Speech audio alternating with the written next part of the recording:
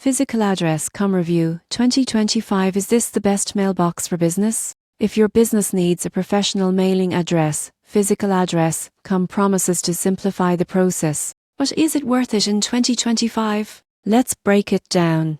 Physical address, offers real street addresses in multiple states, mail scanning, and forwarding services. Most people get this wrong. They assume a virtual mailbox is just a PO box, but a real street address looks professional for clients, banks, and legal documents. One major benefit is convenience. You can view and manage your mail online, decide what gets forwarded, shredded, or stored, and receive notifications instantly. You won't believe what happens next. Some users report receiving important legal notices the same day they arrive at the mailbox, giving businesses a critical time advantage. Pricing is subscription-based and depends on your plan, which may include additional addresses or scanning frequency. Compared to traditional mail handling, this is often cheaper and much faster. The service also integrates with LLC formation or business registration services, making it ideal for remote entrepreneurs. A potential drawback is location availability. Some premium addresses are in high-demand areas and may cost more.